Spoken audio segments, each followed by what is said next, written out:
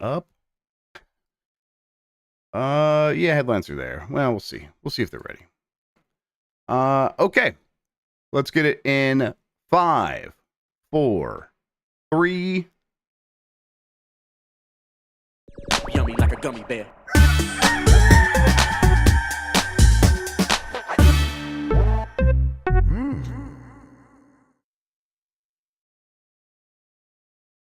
It's the internet. You're busy. Let's do this for September 25th, 2024. For the next hour or so, let me help you sort through the world of gaming on Game Mess Mornings live with me, Jeff Grubb. Today, the State of Play happened, and Sony actually announced some games this time. But first, please join me in welcoming today's co-host to Game Mess Mornings. It's Tom Caswell. Tom, how are you doing? I'm doing great. Excited to finally see some first-party games from PlayStation. Took a couple of years, but we got there. We're getting there. We're getting there. That's unfair. Astrobot, obviously, bigger deal to me than anything they could have announced. So, true, but that's true. But hey, it's like these big studios that we've kind of been waiting for them to like do their follow-ups. This feels like the first in a series of what should be several years of pretty big announcements. But yeah, we'll get into all that pretty soon. How you been otherwise? Doing good. Playing some games. Getting stuck in with Astrobot. Spent a lot of time. I'm probably like 95% of the way to doing everything in that game. Yeah. So I've been enjoying that a lot. Still doing the Destiny 2 grind. So I've been doing that. And honestly, actually, the Fortnite grind as well. Oh, really? I get my dailies in every day. Yeah, just because, it's a Marvel season. So, and lots of good skins. Like there's a Mysterio skin that I just got on the Battle Pass. So yeah, I've been playing a lot of life service stuff, which is, clearly my behaviors have changed over the years, but yeah. It's been a fun gaming time. Well, yeah, those games surely are giving you plenty to do. Yeah, I haven't ever really fallen to the daily sort of thing with any of these games. I was like, I definitely considered that, but by the time like a lot of those games were the kind of games that I was interested in were doing that, I was just too busy with life to be able to make that make sense, and it was very easy to start putting that stuff aside. Is the appeal just like? Really, Oh yeah, go ahead. Well, the appeal is that you can do the dailies pretty like Fortnite is good because you can like get one match in, and if you're specifically targeting the daily challenges, like you can potentially get them all done in just like one match. So it's relatively quick. And it's a big boost for like your XP for the battle pass. So like I'm almost done the battle pass with like a month still to spare on it. And it's mainly just been from doing daily. Sometimes I play for a bit longer, but yeah, it's just been like, it's been a great excuse because I like how the game plays. I really think that Fortnite feels fantastic to play. Sure. And which was not the case when it first launched. So it just gives me like, it scratches that itch of like third person shooter, like competitive thing. So I'm always like, oh yeah, I got to do my dailies. Like, let me get in like 20 minutes of Fortnite and then I'm done. So yeah, I think some games don't do it as well, but I think that's one game that does it pretty well. And I'm sure they've dialed it in over there. Yeah. Let's explain what we do here. Most weekdays, I, Jeff Grubb, will help piece your gaming life back together. That includes breaking news and maybe even some of our own original reporting. For all these topics, I'll get the input of a bona fide expert who will make me look smart. If you are watching live on Twitch, welcome. You can always listen to the show later on podcast feeds by searching for Game Mess Mornings or find the RSS on giantbomb.com. You can also catch the show later with chapters and timestamps on YouTube. Hello, YouTube. All right, we have a lot to get into, so let's start the morning mess with every big announcement from PlayStation's new State of Play. This is from Michael McWhorter at Polygon. Of course, Sony's latest State of Play live stream was full of game announcements and updates for all things PlayStation 5 and even PlayStation VR 2. PlayStation fans got a look at multiple new remasters, including updated versions of Horizon Zero Dawn and a pair of Soul Reaver games. And there was a new content in there too, including a sequel to Ghost of Tsushima, and lots of DLC for already released PlayStation favorites. Let's start off with the biggest one that did cap off the show, Ghost of Yotei. from Insomniac. No, wait, I'm sorry, Sucker Punch. Sucker Punch. From Sucker Punch. Yeah, God, I always conflate those two studios in my head. Yeah, from Sucker Punch, follow up to Ghost of Tsushima, obviously, yes. It looked really good. It looked, obviously, Ghost of Tsushima is a very, very pretty looking game. This even more pretty, and seems like they're going to do a lot of extra fun stuff in here. The game takes place hundreds of years later, in a very different Japan. I'm excited to see what they do with it. Even as someone who never fully got on Ghost of Tsushima's wavelength, when I was playing it, I was always enjoying myself. It was never like, oh, this is a bad time. Just not in the mood for it. Either of the times I really gave it a chance. How about you? This is probably my most anticipated Sony first party title at this point. I loved Ghost of Tsushima. It is one of the few, I'll say, big kind of open world RPG games that I have continued to plug away at over the years. I still pick it up every couple of months because it is so beautiful, because I think it's so compelling to be in that world, that when I started it, I was like, I'm going to do everything in this game. Like, I'm going to do all the outposts and all the little puzzles and all this stuff. And so it's been 4 years of me kind of chipping away at it. I am toward the end of the game now, but now I have kind of a deadline, I guess, or a rough deadline of next year to get the game finished before this next one. Because it is just one of the most, it's still one of the most beautiful games ever made. I think it is kind of unparalleled in many ways, and this one looks to enhance that. What I found interesting is that actually, they have the little caption at the beginning of each trailer saying, captured on, and it said captured on PS5 and not PS5 Pro. Wow. So, Studio made a very good looking game on PS4. They are not going to struggle with PS5, and I bet they'll be able to do even more fun stuff with PS5 Pro. It's just interesting because I remember when the PS4 Pro was announced, pretty much every time after that we saw a PlayStation game, it would say PS4 Pro. Because the PS4 and especially the Xbox One, but no, the PS4 even very poor consoles, actually. All things considered, in terms of their abilities, you needed the PS4 Pro pretty bad at that time. So yeah, that makes sense. Here, PS5 definitely still good enough for a lot of these games. And for a game that is so driven by its visual style and its art, you could show off Ghost of Yotei on the PS5 without any issues, I bet. And then, clearly there are no complaints. Speaking of complaints, it stars a woman, a new ghost named Atsu, I believe. Yeah, Atsu. She is, I don't know, looks pretty tough, pretty cool. I'm excited about that as well. I bet the complaints actually won't even be that bad, because I think people want this game so badly that they're like, hey, let's whatever, give me this. But again, like I said, I'm excited.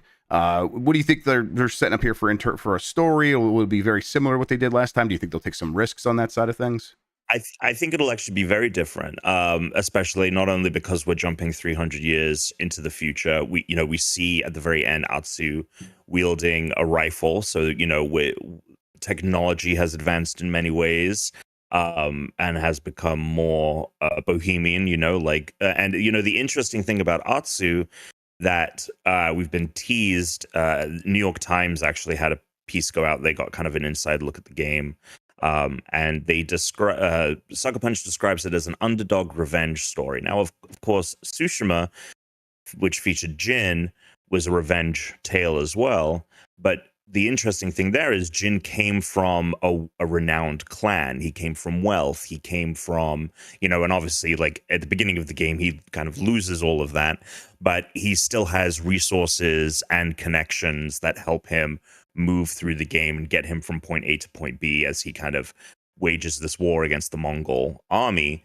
It seems like, from what we're hearing and what we're honestly seeing from Atsu, because a lot of her straw hat is damaged, I think she's going to come from not that kind of background. I think it is going to be we're actually going to be posting, this is a great plug, later today, me and Devante, who is one of GameSpot's other video producers, we're going to do a breakdown of the trailer. There's lots of interesting details in there, and obviously we know the time period and where it happens. It's a very interesting time in Japan. But I think that we're going to get a very different story. It's going to allow for maybe different gameplay options. There's a lot. I think it will enhance and build upon what was built in Tsushima, but I think it's going to have a number of surprises gameplay wise for us. Of course, there was also Astrobot DLC talked about. Of course, the game came out recently. They have said, they told me in person when I was at Summer Game Fest, yeah, we'll have speedrun levels coming later. We didn't get exact date for when that later is, but they did confirm before the end of the year, the fall period. So it could be, about like a week from now, could be about a month from now. I expect it pretty soon though. And I was just kind of glad to see Astrobot in the state of play as like, hey, no, this is a big deal and we have more content coming your way. That was exciting to see. I think they're feeling pretty good about where Astrobot is, and the levels looked new, like they take chunks from some of the other levels in terms of like the kinds of mechanics you're engaging with, but it looks like they are piecing them together into new obstacle courses, or obbies, as the Roblox kids call them, I believe. I was excited about that. Did you in the mood for some speed running in Astrobot? Absolutely. I was missing it in the base game. For as great as the base game is and how much I love it, I loved the speed running of Playroom, and obviously knew it was going to come down the line, but I'm glad it's coming sooner rather than later. Can't wait to smoke you in the time trials there. Yeah, good luck with that. Yeah, I mean, you are. I saw your times in Playroom. It was definitely a challenge. I lock in on that stuff. Yeah. I mean, I think that what they're doing with Astrobot is really smart, and I think that compared to what they're trying to pull off with their live service stuff, here's a great alternative. I think, have a full-priced game that is, the base version is fantastic, but keep supporting it to incentivize people to pick it up. And there's a ton of stuff that Team Asobi can do with this game. Just simply adding more levels, adding more bots to find. They're clearly making that which characters are going to show up. Right. So I think they're playing it really smart, and hopefully, and I mean, clearly, as you said, Sony it seems to be very happy with that game, and so hopefully it just means more initiatives, I guess, like that in the future. Then we got a little bit from Horizon Zero Dawn Remastered. It is coming October 31st, and if you already own it, you can get the upgraded version for $10, and now they are able to also put a new version out on shelves that says PS5 and remastered and all that stuff. So they are still planning a TV show, I think. Who knows if that ever actually comes out? I don't know. I know, but they want to have a game there just in case. And obviously, Horizon is one of their big tent poles now, in their opinion, in their estimation. And so having the first game that isn't all that old, but has now in its best version ever, new on the shelf, that'll help them kind of keep that thing very relevant going forward. And then the other side of keeping it relevant, Lego Horizon Adventures. We got to see a little bit more of that.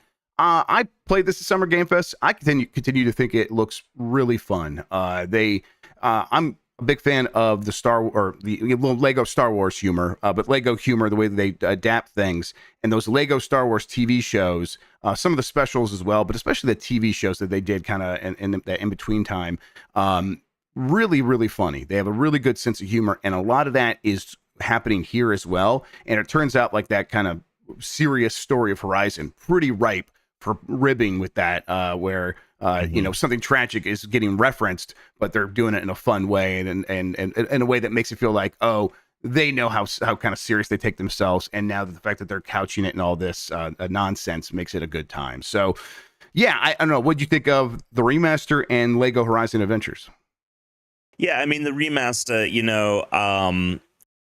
I think that it's tough with it, right? Like, I think I always just come back to Last of Us, the first one, when it got remastered for PS4, which made a ton of sense, I think, because the PS4, that game came right at the end of the PS3 life cycle.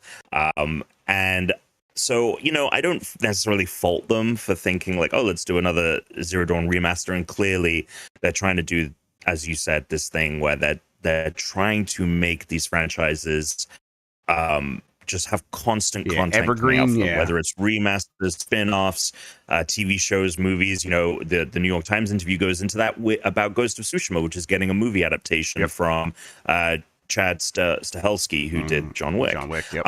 So they're really, it makes sense for their business, I think, and I think people will pick it up. And the fact that this is a $10 upgrade, like, I might put the $10 down to upgrade my PS4 version of that game, although I think I have it on disc and I don't know where that is. So it should still work, right? not. Yeah, I mean, but I don't know where the disc. Oh, okay. Well, that seems like a problem. If I screwed up there. I occasionally run across my disc of that because I think they were sending that out as a disc for review, and I stumble across that like every couple of months. Still in that era. Yeah, it's on I think that's what closet happened over there. Yeah. Yeah. So and I think also, you know, PlayStation clearly has a desire to create visual parity across its franchises. That's why they keep doing upgrades for Last of Us, right? They just want the franchise to feel cohesive, and when new people are coming to it, they're not having to think, okay, well, I need the PS4 version of Zero Dawn, and then there's the PS5 version. Like, they clearly are trying to expand their business to more layman's and more casual gamers and people that might not even be gamers, who are going to come see these TV shows, spin-offs, whatever, play Lego Horizon Adventures on Switch and be like, I loved that. Where can I play the main game? Okay, PS5. Okay, boom. Zero Dawn Remaster, Forbidden West. Those are the two games. They look the same. They play very similar. Not that those two games had a ton of... In fact, my biggest critique about Forbidden West is it didn't innovate on Zero Dawn enough beyond what that game was doing. So it's not like there was a big separation, but they just want parity across their big tentpole franchises. And so from a business standpoint, and it probably doesn't, you know, I'm assuming it probably didn't cost a ton of money. Right. It's a good use of resources. That game. Yeah, for sure. Yeah. Horizon clearly going to continue to be a main thrust for PlayStation Studios, and and that's going to work. I think it's earned it at this point.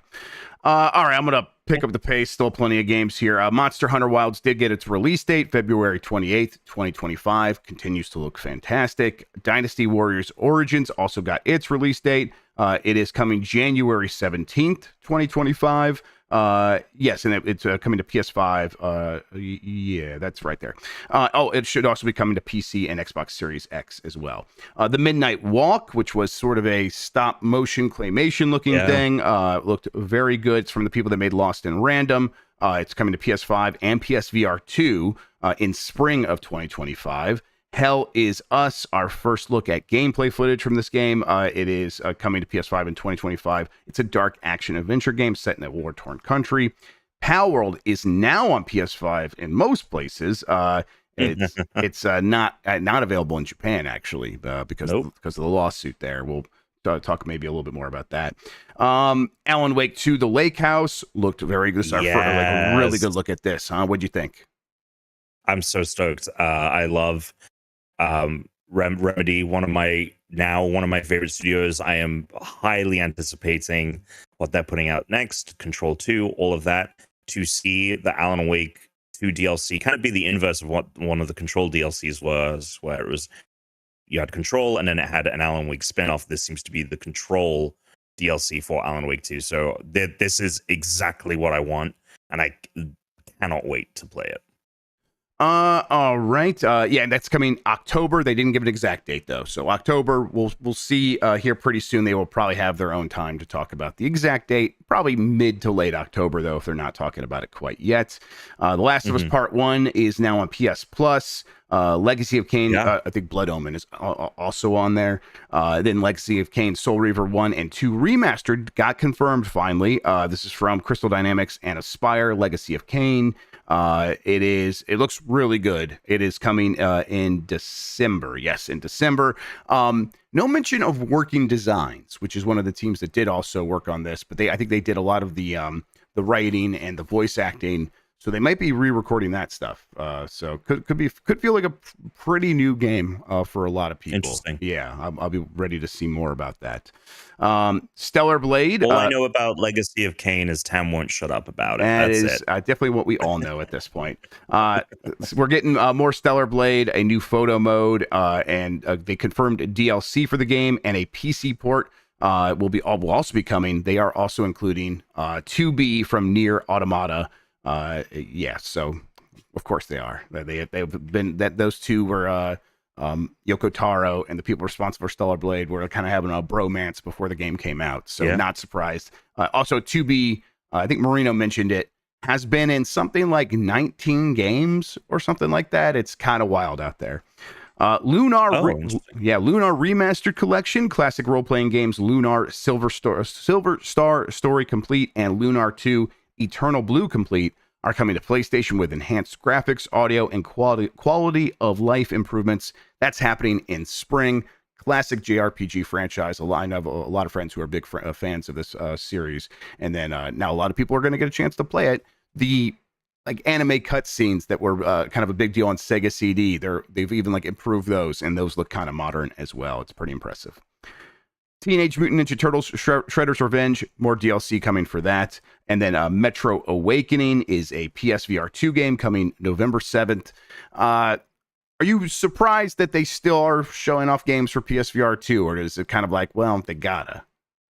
No, yeah, I mean it's a catch-22 with the PSVR 2 because these games have probably been in development since before the PSVR 2 was released, so they got to keep showing games that people are making for the platform. I think in a couple of years we probably won't hear nearly as much, even though we're not even hearing that much right now about PSVR 2. But I'm sure this Metro Awakening game has been in development for a little bit, and so they've got to keep marketing them. I will say the games that they showed off for PSVR 2 in this State of Play were some of the more interesting ones that made me think, okay, I actually play PSVR 2 a lot, but for one game, it's called Walkabout Mini Golf. It is phenomenal. It is the killer app. I think we've talked about it before. Yep. But I don't pick it up other than that. But I want to try that Midnight Walk in VR for sure. And the Metro game looks really, really good. So I think that this was probably their best showing of PSVR 2 games, despite where that hardware might be in terms of the minds of the people. But yeah, I think in a couple of years, once we're out of the initial wave of developed games, we're not going to hear about it. Right. I think you're right that a lot of these feel like projects that got started alongside the PSVR 2. And the reason it feels like it's trickling and slowly waning is there are fewer and fewer of those projects going forward.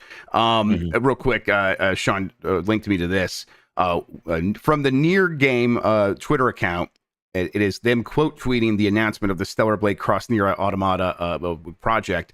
And they said, we will gladly say yes to anything for money, which just rules. Very, very. I mean, I will do that as well. Yeah, of course. That's my mantra. I'm glad, but it's none of this bullshit of we just love partnering with our friends in the game community. No, give us money. Cut the check. Yeah. As a poet would once say. Fantasian Neo Dimension, Fantasy Asian, of course.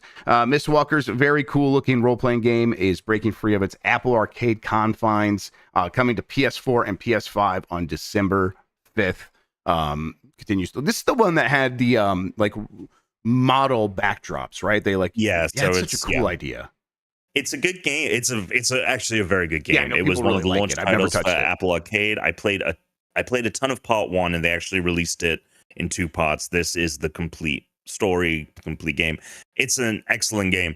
It is very much built for touch, so I am curious as to see how it is implemented in for consoles and stuff. But I mean, I would recommend, honestly, if you want to play it, the ideal way might honestly still be your phone because of how mobile forward the game is. But yeah, definitely, if you're even casually interested in this, definitely keep it on your radar. It's a very, very cool game. Yeah, I bet that all these games I think they make with the thought in the back of their head, in a year we're going to port this to this console and that console, so we should be ready. So I bet the port will be pretty good. Yeah, it'll be good. I have a Mac, so I could play it on my MacBook Air, but I don't have an iPhone, so it's like I don't want to play it on that computer. I think I'll just be happy to have it on a Steam Deck or a Switch or something. Yeah. Fear the Spotlight, that really cool looking retro game that is being published by Blumhouse Games, is coming in October. It's kind of like basically it's also getting re-released on PC. What that means is it once was released, and then Blumhouse came in and was like, "Hey, we want to like help out and like make this a bigger deal." And then the studio says, well, "Okay, well, what if we took it down and re-released it at some point once we do make it a bigger deal?" They had a really good showing at Summer Game Fest. A lot of people pretty excited about that.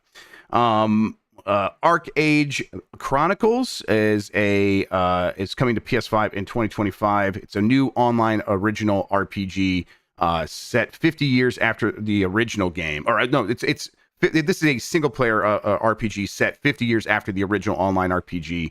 Arc Age is one I've heard. This is from Cacao Games, a publisher that does do a lot of online games. But there's been this trend recently of publishers and studios like that being like, let's get into this space of making more traditional style games, as we might call them here. And this one looked pretty good. What did you think of Arc Age? Yeah, I mean, it looked. I think it had a good showing. I have never heard of this, despite them being like the critically acclaimed Arc Age. And I'm like, what are you talking about? Like, it just goes to show the breadth of. I would say I'm pretty plugged in, and there's some stuff that I guess I'm just missing. Yep.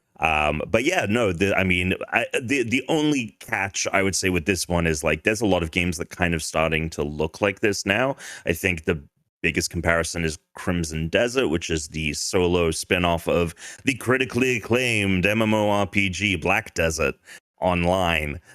This just seems to be something equivalent to that. Yep. So, I think it's a competitive space, clearly. And so we'll see. But I thought that trailer and that gameplay showing looked pretty cool. And it's better than some of the other kinds of games of maybe this ilk that PlayStation's had in their state of plays before, where it really felt like, what is this cheap looking shit doing here? This game did not look cheap. This did not look out of place. And it's okay, that maybe multiple things are happening here. Maybe Sony's raising its standards, but I think a lot of these studios and publishers are just getting better at targeting the kinds of games that they're putting them here because they want to show us, and they're making the kinds of games that I kind of want to see. So maybe good news there.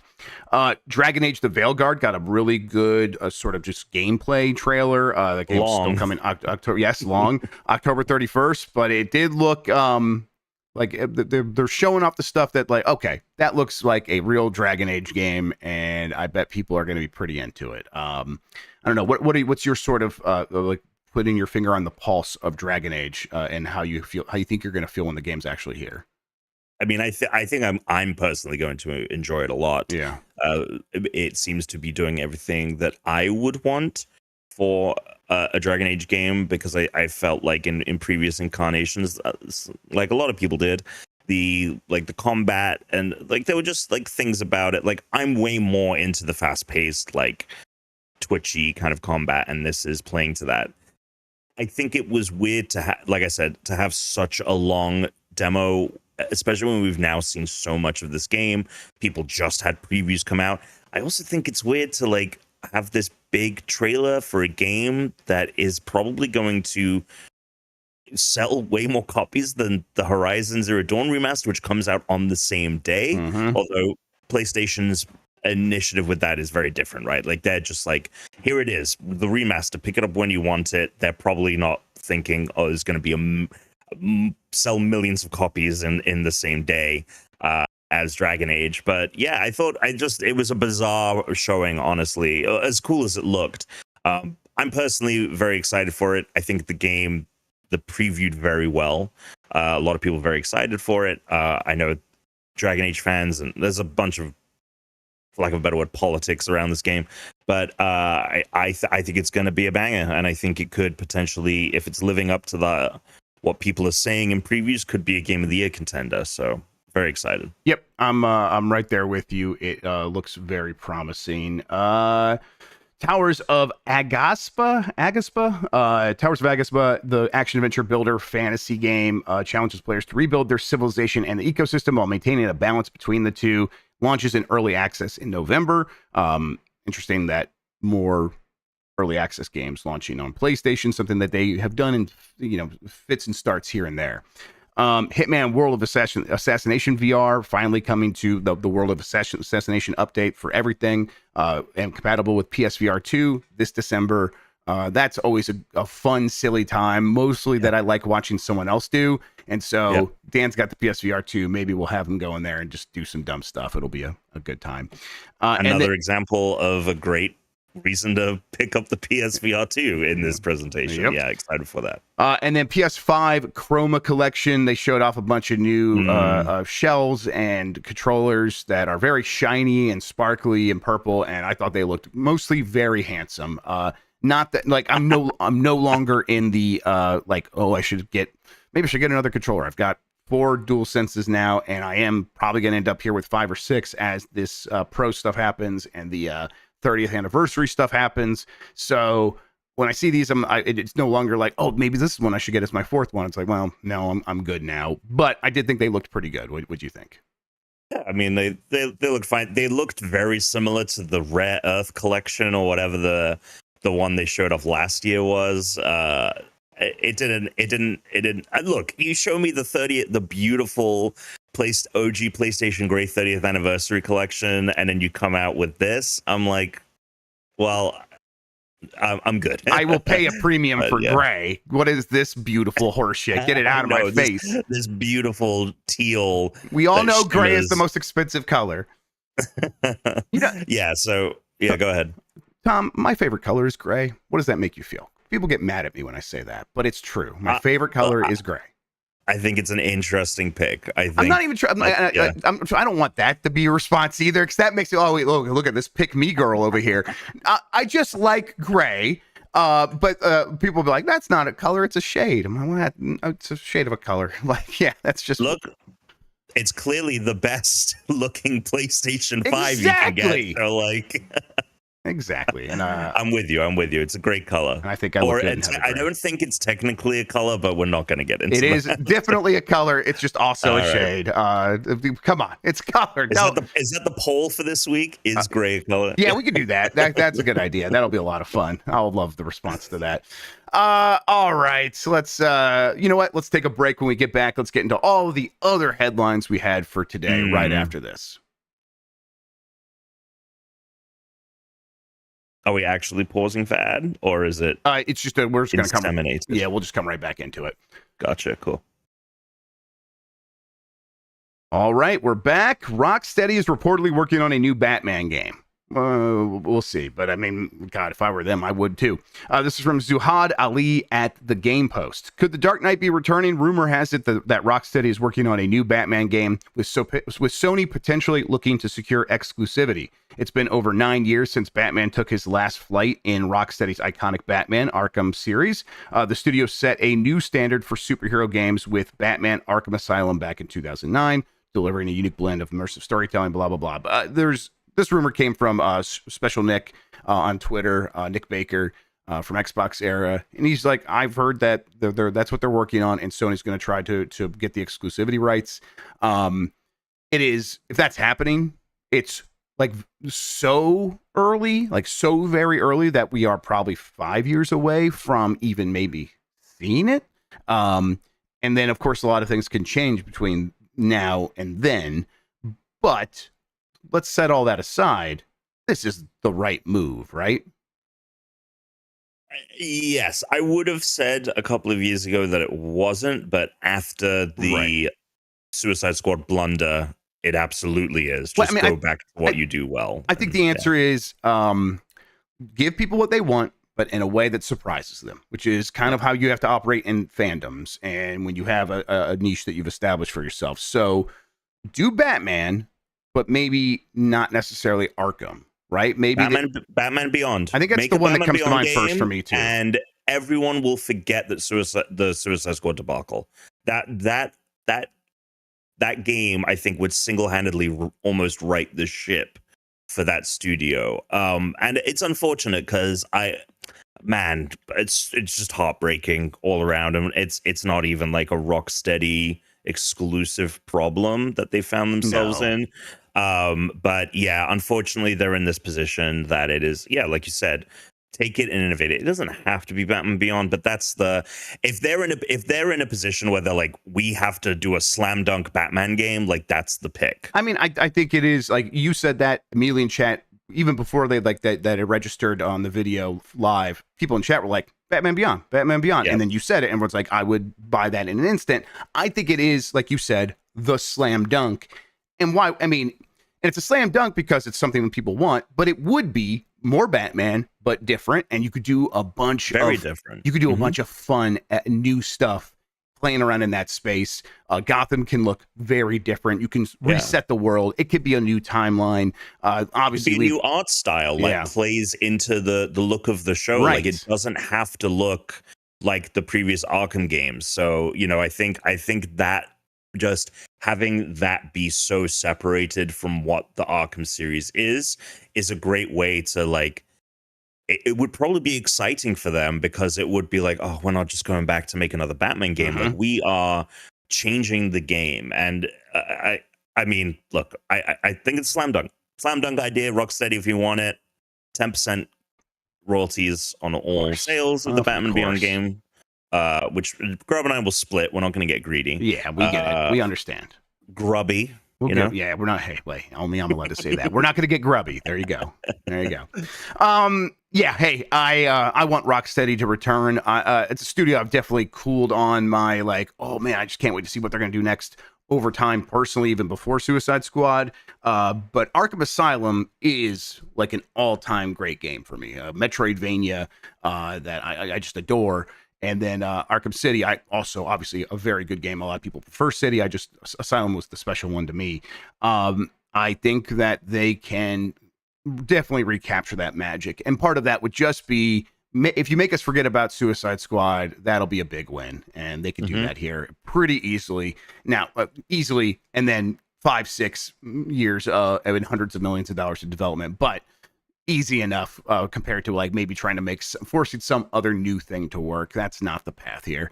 You can deviate and try something else after Batman Beyond. Just do Batman Beyond. I'm confirming right now. It's got to be Batman Beyond. All right, we had highlights from the Sonic Central broadcast. This is from My Nintendo News. Here's just a couple of like tidbits. Sonic's Cross Shadow Generations got a new story trailer, and it unveiled that a featured new look at the story of Shadow's standalone campaign. So we just saw more from Shadow's standalone campaign. Sonic Rumble, that mobile game that got announced a while back. That's a party game, kind of, maybe a little bit like Fall Guys. It is now, it's still coming to mobile, but now it's also coming to PC. So that's pretty cool. And they're both coming this winter. I'm like kind of a little bit more excited than I was before. I'm glad they're making that move.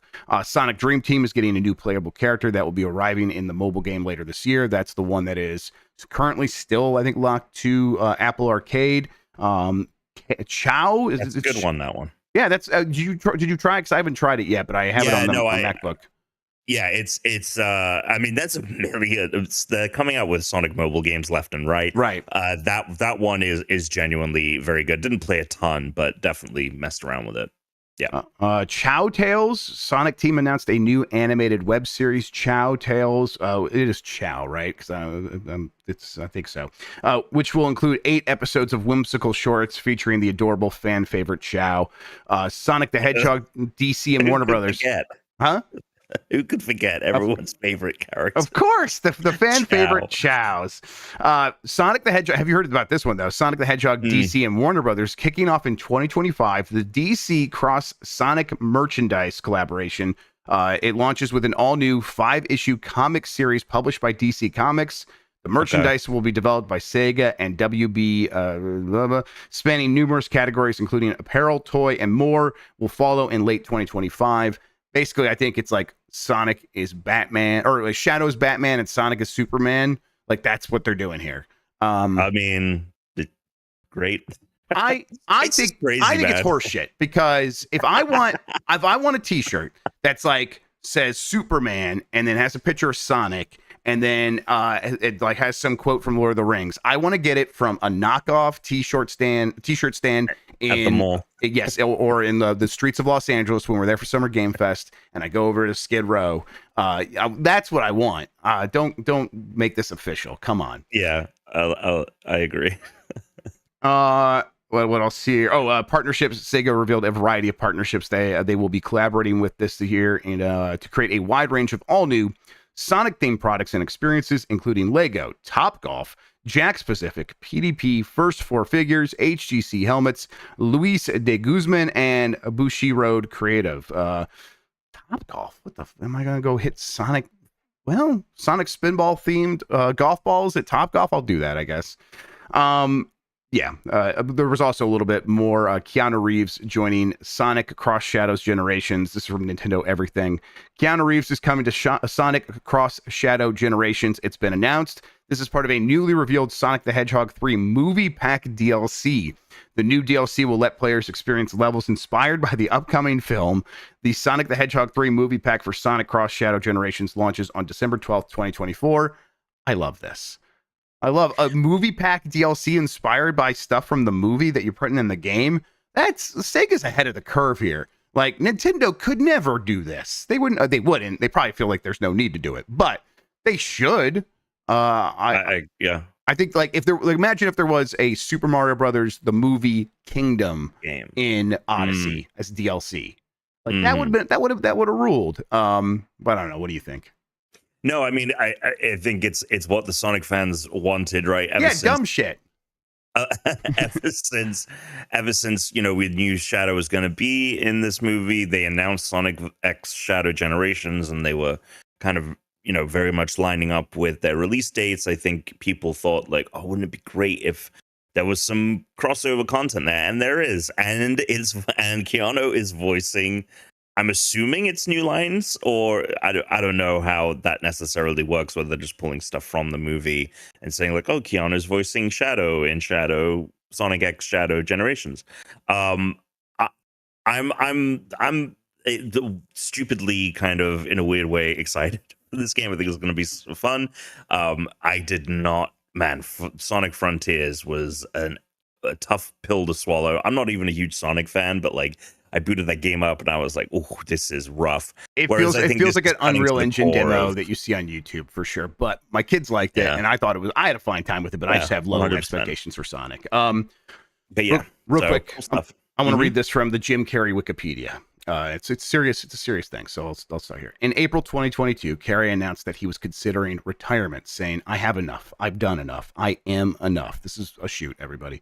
He said that he would return if he were offered a script that he felt would be really important for people to see, like if it was written in gold ink. In February 2024, it was announced that Carrey would reprise his role as Dr. Robotnik in Sonic the Hedgehog 3.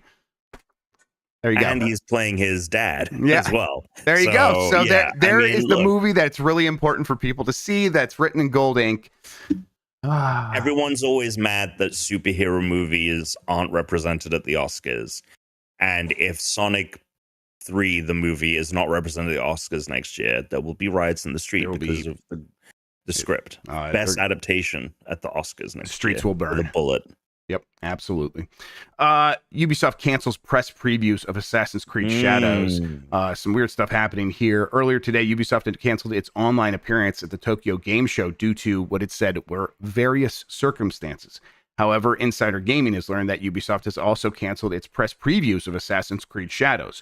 According to various sources, the Assassin's Creed Shadows press previews were scheduled to take place next week, and the embargo date for the previews would be announced then. At the time of writing, Assassin's Creed Shadows is still scheduled to release on November 12th, 2024, but maybe that is now in doubt. Tom Caswell, what do you think is happening here? This is kind of wild because, to my recollection, an Assassin's Creed game has never been delayed. It's not something that comes to mind, yeah. Yeah, and, from personal experience... This late, this is crazy. It is kind of wild. From personal experience with Ubisoft, this happened to me. And granted, it was Skull and Bones. Right, but we were meant to have a preview of that. Good point. And it's then very similar to that. It got canceled. And then a couple of weeks later, they announced that they were delaying Skull and Bones again. Yes. And so it does give hints of that. It would be but Skull and Bones getting a delay was more expected than not, right? Sure, but you're right. The timeline, the way that it came about, the last minute, like, hey, we're doing a preview period. Hey, get ready for that. We're going to tell you the embargo then, and then it getting canceled and it getting delayed. All that has happened here in this situation as well, except for the delay happening, which we're now. Yeah. That's why we're expecting it. So I think that's a good analogy here. We know that they had to implement some changes because they included. There was, I think it was like an icon that was actually attributed to a group that did like reconstruction, like what is it, like, when people in America like do Civil War battles and stuff, like it reenactment? Was a reenactment group. Yeah, I think it was a reenactment group, and I guess they thought, the artist or whatever thought like, oh, this is a historically accurate logo, but it's actually the club's logo. So I know. And then there's things like, I think like Tory gates where they shouldn't, like, there was a couple of things that like people were, nitpicking and saying like, this isn't historically accurate. So potentially I think there could be like more things that they went back to look at everything and maybe realized like, good point. And we have to look at everything this artist touched, like that sort of thing, like maybe or like the whole game, like I'm not sure, like that's the only thing that I could think would delay a game, because again, it's unprecedented really for Assassin's Creed games to be delayed. That being said, I still believe that it's more likely than not it does come out when it's meant to come out. I think there's a big possibility that, I don't know, there's something wrong with the build. I don't know why the previews got canceled. I don't necessarily think that this means, it's definitely going to be like that Skull and Bones situation. Right. But there is a possibility that that's the case. And my question is, if you delay this game, where does it go? Yeah, I mean, does it go later? Is it just like a month delay into I think December? They've released games in December before. Now, I don't know if they've done that with Assassin's Creed. I think they very specifically have not. But I think games can do just fine in December these days. But do you think it would be a month delay, or do you think it's a 2025? No idea. It could it could be more than that for sure. It's just it's hard to say because they were just about to do previews, so you assume like they thought this game was ready to go. There is the other side of like, when I first heard this, I'm like, when they were pulling out a Tokyo Game Show, I'm like, were they doing that because they were getting threats? There was definitely a lot of weirdos on the internet who were like, how dare you not put a Japanese person in this game set in Japan, even though there's a Japanese woman in there, and for some reason they don't see her. And so they keep yelling at Ubisoft, and it kind of it seemed like it was escalating. And I'm like, are they kind of getting shy about that, trying to avoid some sort of bad situation? Is that what various circumstances is referring to? But this, once they were like, we're canceling press previews that had nothing to do with Tokyo Game Show, at least to my eye, that's what it seemed like. It's like, okay, there's probably something more happening here. And the Occam's razor, it's a delay is coming, is what that really means. But you're right, I don't know where they put this game. I think that, the backlash and all of that, I mean, it makes sense for things where it's like, we're misrepresenting, there's things that are being misrepresented in the game. We need to go look at the art again. I understand that. There is no way on this earth that Ubisoft is delaying this game because of the backlash against the characters. No, This is Ubi's golden goose. It is the thing carrying the studio. And it is that Call of Duty for all intents and purposes. Yeah. And so, there's no way it's getting delayed for that. If it is getting delayed at all, they're not going to move the game for that. But there could be some of that other element that I mentioned. But I guess we'll see. It'll be very interesting. Yep, I'm looking forward to actually playing that game. I thought the early 100%. Trailer looked really promising. Although now that Ghost of Yotei is on the horizon, a little bit of the wind is taken out the system. For and sure. That is the thing, is like, well, if it gets delayed and Yotei has a 2025 release date, you got to put some space between those two games. God, if they're delaying it that long, because I'm expecting Yotei in like late next year or mid next year, maybe. Right.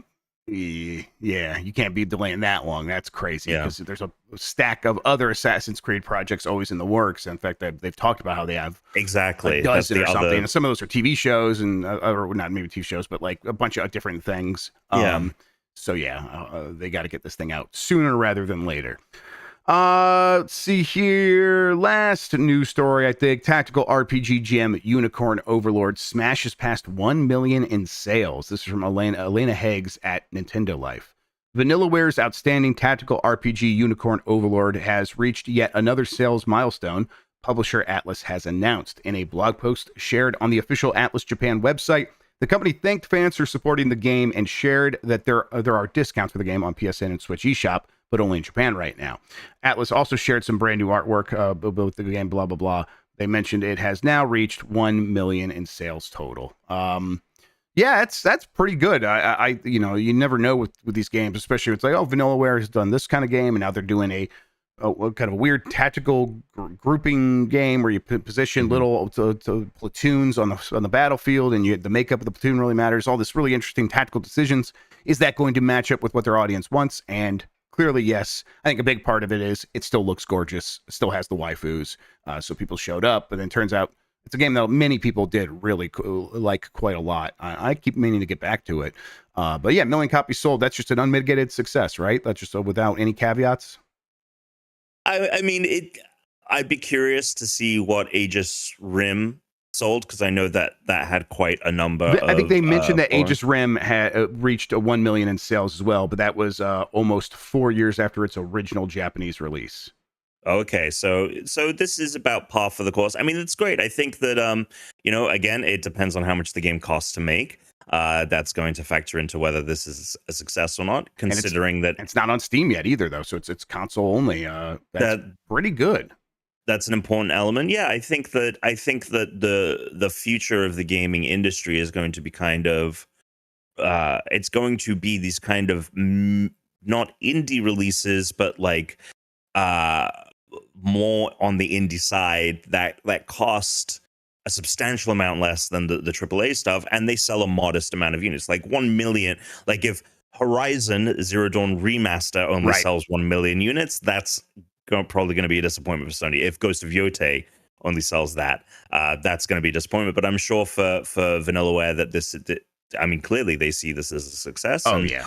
I think that it's a good barometer for where a lot of studios should be thinking about what success look like, and what you know, resource management that goes into games, and things of that nature. I didn't get around to checking it out because there's a million games. I don't know if I ever will, but the demo on Switch is very robust. So if you ever do get the bug to try it out, it's right there. They clearly know how to make a good game. So yeah, kudos to them. Excellent. All right. Let me get to the poll question. I'll get that set up very quickly. Let's refresh to make sure it's as recent as possible. Did you buy Space Marine 2? I'm going to click yes here. 22% said yes. 35% said not yet, but I will, or not yet, because we put an R in there. And then 43% said no. The game seems to be doing kind of smash hit numbers. Yeah. But I think it's finding its audience, which is maybe not necessarily like, every gamer. It's like, no, kind of a casual audience is showing up for Space Marine 2 and and obviously the Warhammer 40K people, but they were going to show up no matter what. I did see on Instagram Henry Cavill talking about playing the game a bunch of times. He's like, he's like, I can't beat it on the highest difficulty, but I'm still loving it. But he's like I'm treating it like research for his roles eventually, I think. The game very successful. Have you been spending any time with Space Marine 2? Yeah, I have. I've been playing it in chunks. I've just been like doing a mission at a time. Sure, it's a good way to play it. Again, it's just like a little morsel game. Like it really just is like, again, scratching the itch of like really solid third person action adventure game. More games I think need to be like this, that just do a couple of things very well and don't try and pack in a bunch of ideas. I think the game just does what it does extremely well, and I'm not surprised, honestly, that it's broken out of the mold of just Warhammer 40K freaks checking it out. There is so much to that game that I think just speaks to blanket gamer audiences. Yep. You fight aliens. It feels good to fight the aliens, and you hang out with your space bros. Yeah.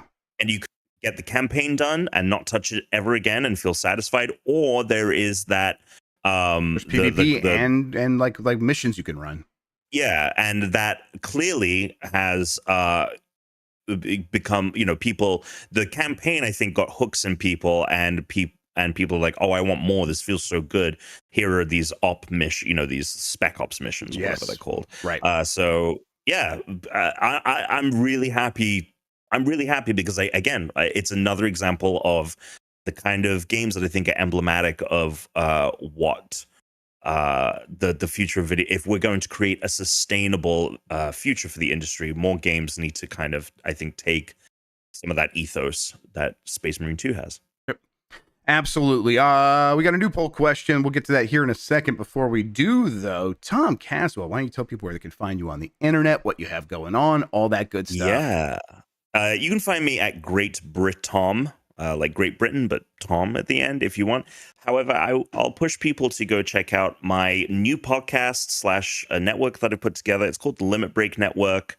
And the main podcast is called Hit the Limit Break. You can find it everywhere on the internet at Limit Break Net. I think anyone that's listening to the show who's interested in the video game industry should check it out. It's essentially Hit the Limit Break is essentially an interview show. We try and not get caught up in the news cycle. We try and look at the future and the bigger picture. We've spoken to game developers. I interviewed Fergus Urquhart of Obsidian. We have an interview coming out next week with Jason Schreier about his new book. There is a quote from. Did you read Jason's book? Did you get a chance to? No, I've not yet. I think he asked me if I wanted a copy, and I just never got around to getting one. There is a quote from Bobby Kotick in that book that is going to blow people's minds, and we talk about it extensively in the interview. Okay, very cool. So if you want a sneak peek at the book and what it's about, that interview with Jason is going up next week. So yeah, you can find Hit the Limit Break on YouTube, or you can find it on whatever podcast service you listen to as well. And if you want to follow us on social media, Limit Break Net is the handle everywhere. So please go check that out. Awesome, and thank you again for coming on today. It was a last minute thing. I always appreciate you being there. All right, of course, man. 3 tidbits. Let's see. I guess Balatro Mobile is happening tomorrow. And then I've been playing it actually. Yes, a lot of people have been playing it recently. This is a good game. Don't know if you know that. Yes, a lot of people who got it have been like, man, I've been playing a lot more Balatro. I'm like, I can't have that in my life. Metaphor Refantasio, the prologue demo is up now. Your progress carries over. It's definitely out on Xbox Live. I don't know if it's out on Steam. Is it available in the West? Because I read that it was. Let's see. Wario64 says it's up on Xbox Live. Okay. Metaphor Refund allows users to play the opening section of the game. Yeah, seems like it's all good. Okay. And then let's see here. News from Ubisoft. Assassin's Creed Shadows is delayed to February 14th, 2025. No way. It's going right into that Monster Hunter zone. So good luck with that. Oh my God, that's crazy. Wow, the cracks in Ubisoft, man, over the last few years. Holy cannoli. That is mental. It's going to be tough. They added here, we are departing from the traditional season pass model. All players will be able to enjoy the game at the same time on February 14th, and those who pre-order the game will be granted the first expansion for free. So, it just sounds like they are constantly rethinking everything over there. Like they're just looking for something that's going to work. And this is like, is this what you want? Is this okay? I think what has happened, and not to get too deep in, I think what's happened is Ubisoft has lost their footing, and Ubisoft was one of the more stable studios. They had their yearly releases, they had their additional content, they had their Rabbids merch, and all of that. The Rabbids Empire, please. Yeah, the Rabbids Empire, and they have faltered in the last few years, and they don't know what the fuck to do. And I don't think this is the end of. Man, I wonder if the mock reviews started coming in, and it was like, uh-oh. I don't know. I just don't know. I guess we'll have to wait for Jason Schreier to write a report about what the fuck's going on with AC Shadows. I can't wait to see it and read it myself. I think that's going to do it for the show, though. Tom Caswell, thank you so much for hanging out with me today and talking about video games, man. I super appreciate it. Of course, always. And thank you all for listening and watching. You are the best audience in gaming. We got plenty more coming your way this week on Giant Bomb. We'll be doing some streaming today. We'll have kind of maybe a fun grabby bag.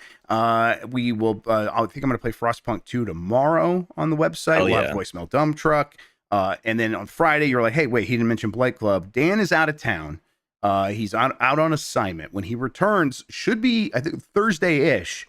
And so we're planning to do a Blight Club on Friday. Even though Mike says we could skip a week, we just think it'd be nice if we let him get back in there and really get to work on Alone in the Dark. So tune in. We'll let you know the exact time, but that'll be Friday. And then that probably means that we'll be doing that after GMM and a BCR that we probably should be having coming later this week. And then Unprofessional Fridays, or maybe that just is Unprofessional Fridays. We'll see. All right. We're going to get out of here. Thank you once again, everybody. Until next time, have a good one. Take care of yourself. And goodbye. Oh, wait, did I do the poll question? Grade the state of play. A, B, C, D, or F. Bye, everybody.